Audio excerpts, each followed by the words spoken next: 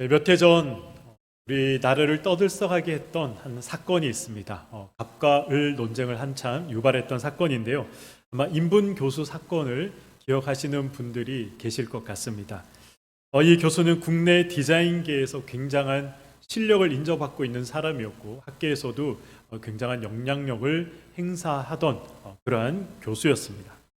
학계와 학계에서 막강한 힘을 가지고 있었기 때문에 제자들은 그의 말을 따를 수밖에 없었습니다.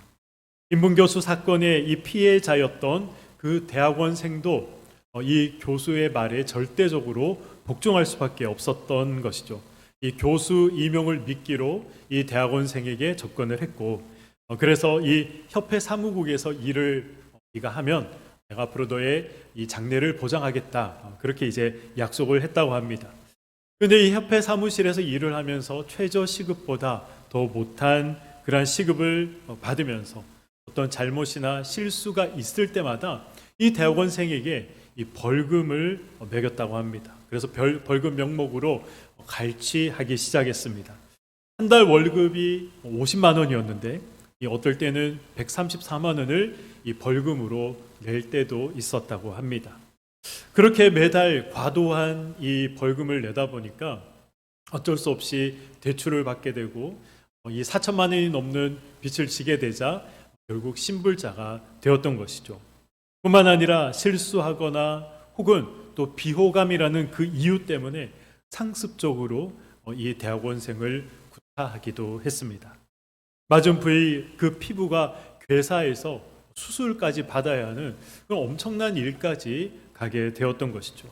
때로는 며칠씩 굶기기도 했고 때로는 이 잠을 자지 못하도록 이 고문 아닌 고문을 하기도 했었습니다. 입에 재갈을 물린 다음에 이 호신용 스프레이를 얼굴에 발사해서 이 2도 화상을 입히는 일도 있었습니다. 너무 이상하지 않습니까? 어떻게 이 자기 제자에게 이런 일을 행할 수 있을까? 아무리 생각해도 이해가 되지 않습니다. 심지어 포도주라고 생각하면서 마셔라 라고 하면서 이 페트병에다가 사람의 인분을 넣어서 그 대학원생에게 10여 차례 마시게 했다고 합니다. 그래서 이 사건이 인분 교수 사건이 되었던 것이죠. 사람들은 피해자한테 그렇게 이야기합니다. 아니, 뭐가 아쉬워서 그 교수 밑에서 그런 모욕과 취급을 받으면서 있었느냐. 그냥 소리치고 나와버리면 되는 것이지 왜 거기서 꾹 참고 있었느냐. 그렇게 이 학생에게 이야기를 하기도 했습니다. 그러나 그것을 이 학생은 벗어날 수 없다. 이 대학원생은 벗어날 수 없다라고 생각을 했습니다. 왜냐하면 그것을 벗어나게 되면 자기의 이 장래를 책임져 줄 사람이 없기 때문에 너무나도 힘겹고 어렵지만 그 교수 옆에 붙어 있어야 한다. 그런 생각으로 그곳에 계속 있었다고 합니다. 우리는 힘을 가지고 있는 사람을 보통 갑이라고 이야기를 하고 그리고 그 갑에 의존해서 살아가는 사람을 우리는 을이라고 이야기를 합니다. 이 갑의 결정에 따라서 을의 상황이 바뀌게 되는 것이죠. 그래서 이 을에게 갑의 어떤 결정을 기다리는 시간은 굉장히 지루하고 그리고 또 힘겨운 피말리는 그런 시간이 아닐 수가 없습니다. 그러나 사람들은 이 기다림 자체를 두려워하는 것은 아닌 것 같습니다. 언제까지 기다리세요 라고 명확하게 이야기를 해주고 약속을 해준다면 기다릴 수 있을 것 같습니다. 그러나 보통은 그런 경우가 없죠. 언제까지 기다리라고 하면 기다릴 수 있을 것 같은데 그런 약속 없이 막연하게 기다려야 되는 그러한 기다림을 우리는 두려워하는 것일지도 모르겠습니다. 저는 그런 의미에서 기도가 참 어려운 것이 아닌가 생각을 합니다. 그렇지 않습니까?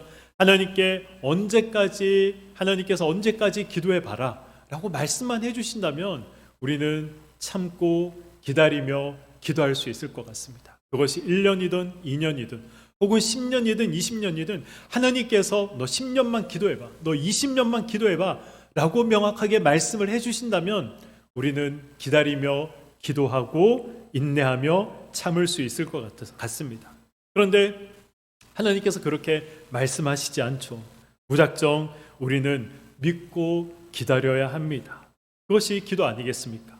기도를 하다가 우리가 왜 포기합니까? 언제 응답될지 모르기 때문에 포기합니다. 기다리다가 지쳐서 우리는 기도하다가 포기할 때가 있는 것이죠. 하나님께서 우리를 향해 가지고 계신 하나님의 생각이 평안이요 미래와 희망을 주는 것이라는 사실을 우리가 말씀을 통해 알고 있지만, 그러나 기다리지 못해서 우리가 결국은 기도를 포기하게 될 때가 있다는 것입니다. 그래서 기다림은 항상 믿음을 요구하는 것이고, 믿음은 항상 기다림을 요구하는 것입니다. 약속만 믿고 기다리는 일은 기다려야 하는 우리 입장에서는 너무나 힘들고 어려운 것입니다. 그 약속이 지켜져야 다시 소망을 가질 수 있고, 약속이 지켜져야 다시 살아갈 힘을 우리는 얻을 수 있는 것입니다. 상대방이 반드시 이 약속을 이행하리라는 그러한 믿음이 없으면 항상 우리는 불안과 근심과 염려와 초조 속에 살아가게 되는 것이죠. 약속에 대한 믿음은 하나님과 우리 사이에서도 반드시 작용합니다. 성경은 하나님을 가리켜 언약에 신실하신 하나님이다라고 말씀합니다. 언약에 신실하신 하나님, 이 말씀이 무슨 뜻일까요? 쉽게 말하면 하나님께서 약속하신 약속은 반드시 하나님이 지키신다라는 말입니다. 신방을 하다가 보면 이렇게 저한테 이야기하시는 분들이 계십니다. 목사님, 언제까지 믿고 기다려야 됩니까? 목사님, 언제까지 참고 인내하며 기도해야 합니까? 아무리 기도해도 기도가 응답되지 않습니다. 이제 그만 기도하는 것이 맞지 않을까요? 포기하는 것이 맞지 않을까요? 이렇게 질문하는 분들이 계십니다. 신앙생활하면서 가장 힘든 부분이 아마 이 부분이 아닐까 저는 생각합니다. 교회에서 봉사하고 헌신하는 것, 몸은 힘들지만 할 수 있습니다. 공동체의 리더로서 헌신하는 것, 내 시간과 내 에너지와 내 물질을 사용해야 하지만 그럼에도 할 수 있습니다. 하지만 신앙생활을 하면서 약속에 대한 믿음이 흔들리는 것만큼 우리의 신앙을, 우리의 삶을, 우리의 생각과 마음을 어지럽히고 힘들게 하는 것은 없는 것이죠. 무엇인가 진행되는 것이 눈에 조금이라도 우리가 보인다면, 그래, 조금이라도 느껴지기에, 뭔가 눈에 이루어져 가는 것이 보이기에 우리는 참을 수 있어 라고 생각할지도 모르겠습니다. 하지만 하나님의 응답은 대부분 그렇게 이루어지지 않습니다. 기도가 응답되기 직전까지는 아무 일도 일어나지 않는 것처럼 보이기 때문에 우리가 그래서 기다리는 것이 너무나 힘든 것이고 어려운 것입니다. 바로 오늘 이 사건, 우리가 잘 알고 있는 이 여리고성이 무너지는 사건이 그런 대표적인 사건이 아닐까 생각을 해봅니다. 40년이라는 그 세월 동안 이스라엘 백성들은 광야를 떠돌며 생활을 했습니다. 그들에게 소원이 있다면 무엇이었을까요? 한 곳에 정착해서 자기들의 농지에서 농사를 짓고 자기들의 초지에서 양떼를 먹이는 것, 정착해서 안정된 삶을 사는 것, 그것이 바로 이스라엘 백성들의 이 공통적인 마음의 소원이었습니다. 전세가 만료되면 2년마다 이사를 가야 되는 것, 너무나도 힘든 일이죠. 그런데 이스라엘 백성들은 구름 기둥과 불 기둥이 움직이면 이 펼쳤던 텐트를 다시 접고 이동해야 됐습니다. 그리고 구름 기둥과 불 기둥이 다시 멈추면 다시 그곳에 텐트를 펼치고 정착을 해야 했습니다. 이런 삶을 그들이 40년 동안 살아왔던 것이죠. 텐트를 펼치고 접을 때마다, 이 광야를 떠돌 때마다 약속하신 가나안 땅에 과연 언제 들어갈 수 있을까? 그것을 그들은 매번 생각했을 것입니다. 그런 이스라엘 백성들에게 마침내 가나안 땅이 눈앞에 펼쳐졌습니다. 40년 동안 꿈꾸고 바라고 소망했던 그 가나안 땅이 눈앞에 있는 것이죠. 그런데 심각한 문제가 하나 있었습니다. 어떤 문제였습니까? 바로 여리고 성이 버티고 있었다는 것입니다. 그 성을 넘어가지 못하면 가나안 땅에 들어갈 수 없었던 것이죠.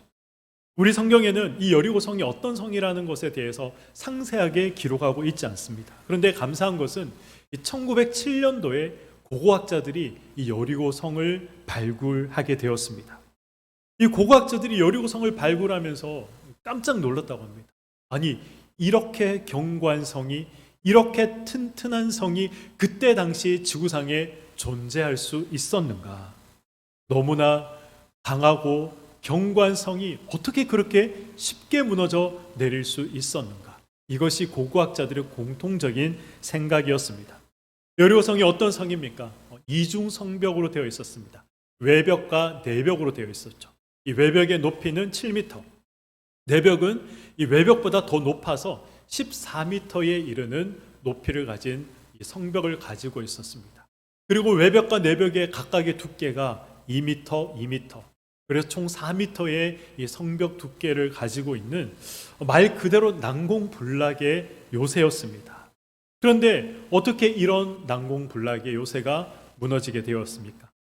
이스라엘 백성들이 광야 생활을 하면서 성을 점령하거나 공격했던 경험이 있었을까요? 없었습니다. 그들에게는 이 공성전을 할 만한 무기도 없었고 경험도 없었고 아무런 전략도 그들에게는 없었습니다. 거대하고 견고한 여리고 성을 바라보면서 이스라엘 백성들이 무슨 생각을 했을까요? 우리가 과연 저 성을 무너뜨릴 수 있을까? 다시 애굽으로 돌아가는 것이 맞지 않을까? 여기서 다 죽임당하는 것은 아닌가? 그런 생각을 그들이 했을 것입니다. 그렇게 두려워하고 있는 이스라엘 백성들에게 하나님께서 나타나셔서 말씀하신 것이 무엇입니까? 모든 군대가 여리고 성을 하루에 한 바퀴씩 돌라는 것이었습니다. 여리고 성을 한 바퀴 도는데 몇 시간이 걸렸을까요? 여리고 성의 이 둘레, 고고학자들이 발견을 해보니 이 여리고 성의 둘레는 한 5km 정도 된다고 합니다. 보통 성인 남성이 1시간에 4km를 걸을 수 있으니까 한 1시간 15분에서 20분이면 여리고성 한 바퀴를 돌 수 있었습니다. 그러나 성을 한 바퀴 도는데 이 시간보다는 조금 더 걸렸을 겁니다. 왜냐하면 이 성벽에 탁 붙어서 돌면 안 되잖아요. 성벽에서 돌이 떨어져서 죽을 수도 있고 화살이 날아와서 죽을 수도 있기 때문에 최소한 화살이 날아오는 거리보다는 더 간격을 두고 성벽을 돌았을 것입니다. 화살의 사거리가 얼마인가 제가 한번 찾아보니까 한 150m 정도 된다고 합니다. 그러면 성벽에서부터 최소한 150m는 간격을 두고 이 성벽을 돌아야 했던 것이죠. 그렇게 성벽을 돌면 몇 시간이 걸릴까요? 계산을 해보니까 대략 한 3시간 정도 걸리는 것으로 나왔습니다.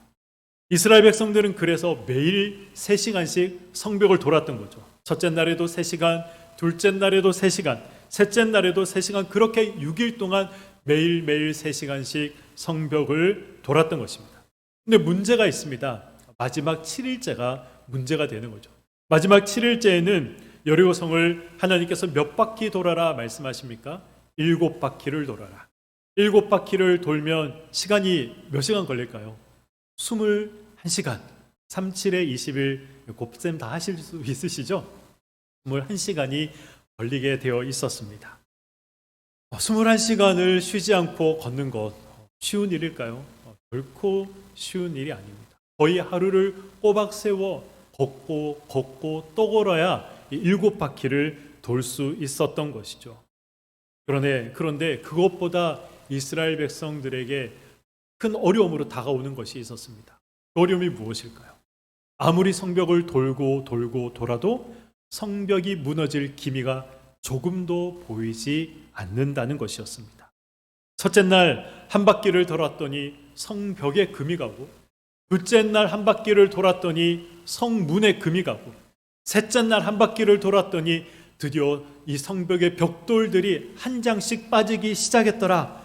그렇게 무너질 기미가 조금씩 보였다면 이스라엘 백성들이 성벽을 돌고 싶은 마음이 생겼을까요? 안 생겼을까요? 생기죠. 지금 이렇게 성벽이 무너질 기미가 보이는데 내일 하나님께서 성벽을 또 한 바퀴 돌 때 어떤 역사를 보여주실지 이스라엘 백성들이 기대할 수 있었을 것입니다. 성벽을 도는 것, 마지막 7일째 7바퀴를 도는 것, 그것도 그리 힘든 일이 아니었을 것입니다. 그러나 한 바퀴를 돌고 두 바퀴를 돌고 세 바퀴를 돌고 7일 동안 이 13바퀴를 돌았지만 아무 일도 일어나지 않았습니다. 이스라엘 백성들이 13바퀴를 돌고 난 다음 나팔을 불고 이 함성을 지르자 그제서야 이 성벽이 우르르 무너지기 시작했던 것이죠. 당대 지구상에서 이 고고학자들의 말에 의하면 가장 견고했던 성이 여리고성이라고 하는데 그 여리고성이 삽시간에 무너져 내렸던 것입니다. 저는 이것이 우리의 기도와 너무나도 닮지 않았나 생각합니다. 기도도 그렇지 않습니까? 기도가 응답되기 전까지 조금씩 응답되어서 가는 모습을 우리가 조금이라도 볼 수 있다면 우리는 기도를 포기하지 않습니다. 오히려 기도하는 것이 기대가 되고 하나님께서 또 어떻게 역사하실지 어떤 변화를 주실지 우리는 너무 재미있어서 기도를 신나게 흥이 나게 할 것입니다. 그러나 벽돌 한 장 빠지지 않고 미세한 금조차 가지 않는 그 상황 속에서 하나님의 약속을 믿고 기도하고 기다리는 것만큼 힘든 것이 우리 신앙생활에 또 없다는 것입니다. 사람들은 여리고 사건이 무너진 것을 두고 이렇게 이야기합니다. 이것 봐라, 전쟁은 인간에게 속한 것이 아니라 하나님께 속한 것이다. 그렇게 이야기를 합니다. 맞는 말이죠. 절대적으로 맞는 말입니다. 하지만 여리고 사건은 그것만을 우리에게 말씀하고 있는 것이 아닙니다. 그리고 그것이 이 여리고 사건의 핵심도 아닙니다.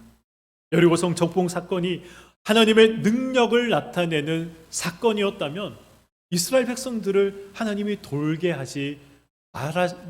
돌도록 하지 마셨어야 했습니다. 그냥 이스라엘 백성들을 여리고성 앞에 세워놓고 자, 지금부터 나의 힘과 나의 능력이 얼마나 위대한지 한번 너희들의 두 눈으로 지켜봐라 라고 말씀하시면서 그냥 하나님이 삽시간에 그 말씀을 하시고 무너뜨리는 것이 이스라엘 백성들이 7일 동안 13바퀴를 돌고 도는 것보다 더 하나님의 능력을 더 선명하게 나타내는 것이 아니었을까요? 그런데 하나님께서는 그렇게 하지 않으셨습니다. 하나님은 이 이스라엘 백성들을 여리고성을 돌게 하셨고 기다리게 하셨고 기도하게 하셨던 것입니다. 여리고성이 무너지고 500년 후에 이 남유다 우리가 잘 알고 있는 아합 왕 때 우리가 잘 알고 있는 성경의 한 가지 사건이 등장합니다. 열왕기상 18장에 기록되어 있는 그 중요한 사건이 무엇입니까? 아합 왕과 그의 아내 이세벨이 하나님 보시기에 악을 행했습니다. 그래서 하나님께서 이 엘리야 선지자를 보내서 어떻게 이야기합니까? 앞으로 3년 동안 비가 오지 않을 것이다. 심한 기근에 시달릴 것이다. 너는 이 사실을 아합 왕에게 가서 이야기하라라고 말씀하십니다. 그리고 그 말씀대로 3년 동안 비가 오지 않았던 것이죠. 3년이 지난 어느 날 하나님이 다시 엘리야에게 나타나십니다. 그리고 말씀하시죠. 너는 가서 다시 내가 비를 내릴 것이라는 사실을 아합 왕에게 전해라 라고 말씀을 하십니다. 엘리야는 하나님의 명령대로 아합 왕에게 찾아가서 하나님이 다시 비를 내리실 것입니다 라고 이 이야기를 전하게 됩니다. 그리고 난 다음 엘리야는 비를 내려달라고 하나님께 기도하기 시작합니다. 엘리야가 얼마나 간절히 기도했는지 열왕기상 18장 이 42절에 보면 이렇게 기록하고 있습니다. 제가 한번 봉독하도록 하겠습니다. 아합이 먹고 마시러 올라가니라. 엘리야가 갈멜산 꼭대기에 올라가서 땅에 꿇어 엎드려 그의 얼굴을 무릎 사이에 넣고 엘리야가 무릎 사이에 얼굴을 넣고 간절히 하나님 앞에 기도했다는 것입니다. 사람들은 기대했을 것입니다. 엘리야가 3년 동안 비가 오지 않을 것이라 말했더니 진짜 비가 오지 않았거든요. 엘리야가 하나님께 기도하기 전에 어떤 사건이 또 있었습니까? 이 바알과 아세라를 섬기던 850명의 이 제사장과 대결하는 장면이 바로 있었습니다. 송아지 2마리를 갖다 놓고 제사를 드리는데 사람이 불을 붙여서 제사를 지내는 것이 아니라 하늘에서 불이 떨어지면 그 불을 주신 신이 참 신인 것으로 알자. 그렇게 이 바알과 아세라를 섬기던 850명의 제사장들과 엘리야가 대결을 했던 것이죠. 바알을 섬기는 이 제사장들은 열심히 기도했지만 비가 내리지 않아 불이 떨어지지 않았습니다. 그래서 자신들의 몸을 자해하면서 그렇게 기도했지만 여전히 하늘에서 불은 내려오지 않았습니다. 그러나 엘리야가 하나님만이 참 하나님이시다, 하나님만이 참 신이시다 라고 이야기하고 기도드리자 그 즉시로 하늘에서 불이 내려와서 이 송아지 2마리를 불살랐던 것을 우리는 잘 알고 있습니다. 그래서 사람들은 기도했던 것이죠. 주위에 있던 수백, 어쩌면 수천의 사람들이 엘리야 한 사람을 주목해서 보기 시작했습니다. 하나님을 향한 그의 미세한 기도 소리조차도, 그의 작은 숨소리조차도 다 들렸을 것입니다. 모든 사람들이 숨죽여 엘리야를 지켜보고 있었습니다. 엘리야가 기도했더니 하늘에서 갑자기 먹구름이 몰려오고 천둥 번개가 치면서 비가 오기 시작했다면 참 좋았을 텐데 그렇게 아무 일도 일어나지 않았습니다. 땅에 꿇어 엎드려 얼굴을 2 무릎 사이에 놓고 간절히 하나님 앞에 기도했지만 엘리야는 그 기도 응답의 조그마한 어떤 가능성조차도 볼 수가 없었습니다. 그래서 어떻게 합니까? 자기 종에게 혹시 바다가 있는 저 지중해 방향으로 가서 조그마한 구름이라도 올라오는지 한번 봐라 라고 이야기를 하며 그의 사환을 보냅니다. 근데 이 종이 돌아와서 어떤 대답을 합니까? 선생님, 아무것도 없습니다. 아무것도 기미가 보이지 않습니다 라고 이야기를 합니다. 엘리야는 다시 얼굴을 무릎 사이에 놓고 간절히 기도했습니다. 그리고 또 종에게 말합니다. 다시 한번 지중해에 가서 이 작은 손바닥만한 구름이라도 올라오는지 한번 봐라. 그런데 가서 다시 보고 와서 어떤 말을 이 종이 이야기합니까? 아무것도 없습니다. 어떠한 기미도 보이지 않습니다. 이것을 몇 번 반복합니까? 7번을 반복하게 됩니다. 7번째 엘리야가 기도하고 난 다음 그 종을 보냈더니 그제서야 바다 끝에서 손바닥만한 구름이 올라오고 있습니다 라고 이야기를 하게 되는 것이죠. 수백, 수천의 사람들이 오직 엘리야 한 사람을 바라보며 기다리고 있었습니다. 그런데 1번을 기도하고 2번을 기도해도 3번을 간절히 기도해도 아무런 일이 일어나지 않았던 것이죠. 엘리야가 무슨 생각을 했을까요? 저라면 이런 생각을 했을 것 같습니다. 혹시 내가 지금 하나님 앞에 뭔가 죄를 범했기 때문에 기도가 응답되지 않는 것은 아닐까? 하나님께서 비를 주신다고 약속하셨는데 하나님이 계획을 변경하신 것은 아닐까? 혹은 분명히 하나님의 음성으로 내가 들었는데 내가 착각한 것은 아닐까? 이런 생각을 하지 않았을까요? 하나님께서 비가 다시 온다고 약속하셨다면 엘리야가 기도하자마자 바다 끝에서 먹구름이 몰려와서 억수 같은 장대비를 내려주셔야 했지만 그런데 하나님은 그렇게 하지 않으셨습니다. 왜 하나님은 그렇게 하지 않으셨을까요? 사도행전 27장에 가시면 이 죄인의 신분으로 로마에 가던 사도 바울 일행이 겪었던 일이 하나 기록이 되어 있습니다. 우리가 잘 알고 있는 이 유라굴로라는 광풍을 만난 사건이 이 사도행전 27장에 기록이 되어 있는 것이죠. 이 유라굴로 광풍이라는 이 태풍을 만나서 무려 14일 밤낮을 이 바울 일행이 많은 고생을 할 수밖에 없었습니다. 사도행전 27장 20절에 보시면 그래서 이런 기록이 있습니다. 여러 날 동안 해도 별도 보이지 아니하고 큰 풍랑이 그대로 있음에 구원의 여망마저 없어졌더라. 살 소망마저 없어졌다라고 기록을 하고 있습니다. 바울이 만난 태풍이 너무나도 강력했기 때문에 이 낮이었으나 해도 볼 수 없었고 밤에는 별조차 더더욱 볼 수가 없었다라고 성경은 기록하고 있습니다. 그래서 살 소망마저 다 끊어졌다라고 성경이 기록하고 있는 것이죠. 파도가 이리 때리고 저리 때리면서 배가 언제 난파되고 부서질지 모르는 그런 아슬아슬한 상황이었습니다. 그래서 살기 위해서 배에 있는 이 기구들을 선원들이 버리기 시작했습니다. 아무리 비싸고 아무리 값진 물건이라 하더라도 살기 위해서는 다 바다에 던질 수밖에 없었습니다.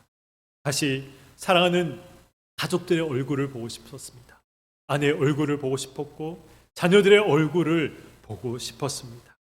그러나 평생을 바다에서 살아왔던 선원들이었기에 그들은 직감적으로 알 수 있었습니다. 이런 광풍 속에서 살아날 확률은 없다. 우리는 다 죽을 것이다. 그렇게 생각을 했던 것이죠. 그렇기 때문에 이 살 소망이 없다라고 성경은 기록하고 있는 것입니다. 유라울로 강풍에 갇힌 지 3일이 되던 날 사도 바울은 이 배에 있던 사람들을 향해 선원들을 향해 무엇을 이야기합니까? 사도행전 27장 22절의 말씀입니다.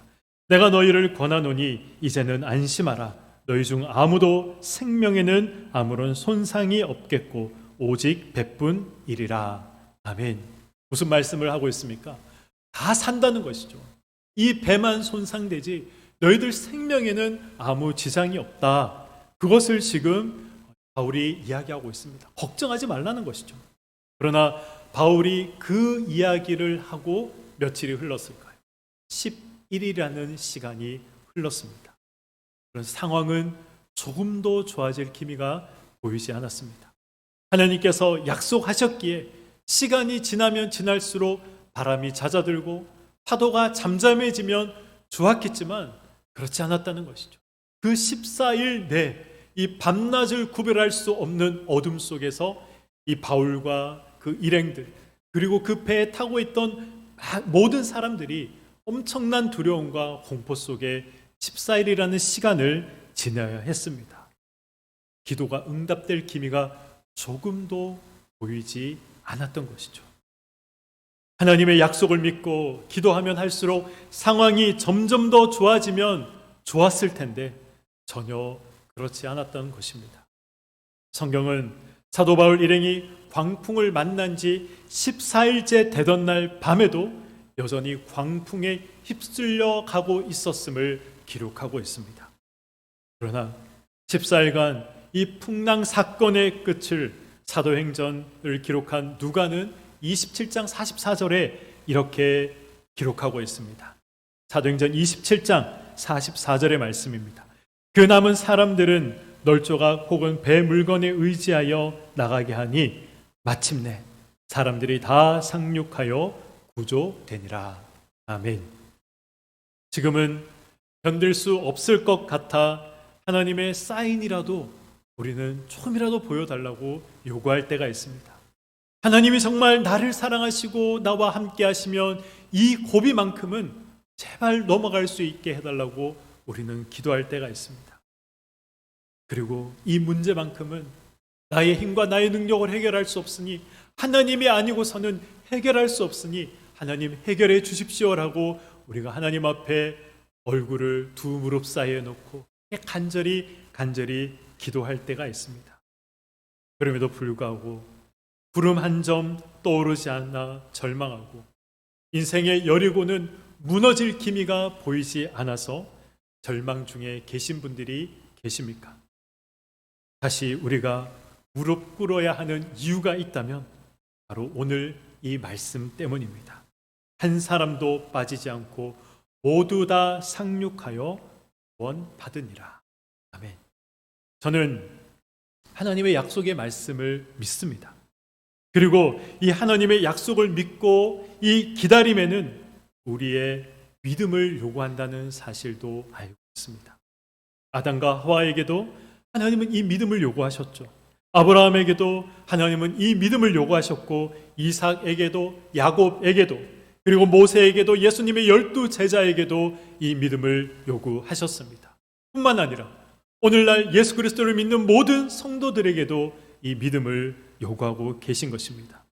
그래서 성경은 하박국 선지자를 통해 우리에게 오늘 말씀합니다. 오직 의인은 무엇으로 산다 말씀하고 있습니까? 의인은 오직 믿음으로 말미암아 살 것이다 라고 성경은 우리에게 말씀하고 있는 것이죠. 예수만 믿으면 하나님만 믿으면 성경의 말씀을 말씀대로 믿으면 그 믿음이 우리를 구원하는 것입니다. 그래서 하나님의 사람들에게 가장 중요한 것은 바로 믿음인 것이죠. 매일매일 고난의 연속입니다. 매일매일 고통의 연속일 때가 있습니다. 그래서 우리는 늘 하나님 언제까지입니까? 언제까지 이 고난을 겪어야 하고 이 고통을 겪어야 하며 언제까지 이 동일한 기도 제목으로 하나님 앞에 기도해야 합니까? 우리는 그렇게 하나님 앞에 기도할 때가 있습니다. 하나님께서 1년만 더 기도해라. 하나님께서 한 달만 더 참아봐라 라고 말씀해 주시면 우리는 참고 기도할 수 있습니다. 그러나 하나님께서 말씀하지 않는 것이 우리를 힘들게 하는 것이죠. 어떤 분들은 이 여리고성을 도는 것에 비유를 한다면 첫째 날 첫 번째 바퀴를 돌고 있는 분들이 계실 것입니다. 어떤 분들은 둘째 날 두 번째 바퀴를 돌고 있는 분들이 계실 것이고, 어떤 분들은 마지막 7일째 7바퀴째 여리고성을 돌고 계신 분들도 계실 것입니다. 어떤 분들은 이제 마지막 7바퀴를 다 돌고 난 후에 이제 함성을 외치는 그 직전까지 와 계신 분들도 계실지 모르겠습니다. 바울이 경험했던 이 14일간의 폭풍 가운데 여러분이 며칠째를 보내고 계시는지 저는 알 수 없습니다. 이스라엘 백성들이 여리고성을 7일 동안 13바퀴를 돌았는데 며칠째 몇 바퀴째를 돌고 계시는지 저는 알 수 없습니다. 엘리야가 7번이나 무릎 사이에 얼굴을 넣고 간절히 기도했는데 그 간절한 기도를 여러분들이 지금 어느 정도 하나님 앞에 올려드렸는지 저는 알 수 없습니다. 그러나 믿음을 가진 우리에게 하나님께서 동일하게 하시는 말씀이 있다면 내 약속을 믿고 내 약속을 신뢰하고 한 바퀴만 더 돌자, 한 번만 더 기도하자, 이렇게 말씀하시는 것입니다. 기다리다가 지치신 문제가 있습니까? 그래서 포기하고 싶은 그런 기도의 제목이 혹시 있으십니까? 인생의 문제가 해결되지 않아서 그래서 사람들의 눈치가 보이는 그런 문제가 있으십니까? 여호수아도 그랬고 엘리야도 그랬고 사도 바울도 그랬습니다. 쉽지 않다는 것 잘 알고 있습니다. 그래서 우리가 이 하나님의 약속을 믿고 기다리는 것이 너무 어렵다는 것 저도 잘 알고 있습니다. 저도 그 부분이 신앙생활하면서 가장 어려운 부분입니다. 하나님께서 분명히 마음속에 이런 확신을 주셨는데, 하나님이 분명히 주시겠다고 허락하시겠다고 말씀하셨는데 그것이 이루어질 기미가 조금도 보이지 않아서 너무너무 힘들 때가 우리가 신앙생활하면서 있다는 것이죠. 그러나 믿음으로 인내하며 약속을 믿고 기다리는 자에게 여리고성은 반드시 무너지게 되어 있는 것입니다. 어떤 여리고성을 가지고 계십니까? 어떤 풍랑 속에 거하고 계십니까? 하나님께서 무너뜨릴 것이며 하나님께서 잠잠하게 할 것이며 하나님께서 끝내는 구원해 주실 것입니다. 어렵고 힘들지만 이 사실을 믿음으로 인내하며 경주하시는 우리 교회 모든 성도님들이 되시길 소망합니다. 그래서 우리 인생 앞에 놓여 있는 여리고성이 무너지고 우리 인생을 힘들게 하는 풍랑과 광풍이 잠잠해지는 그런 은혜의 역사를 모두가 체험하시는 우리 교회 성도님들의 삶이 되시길 주님의 이름으로 간절히 축원드립니다. 아멘.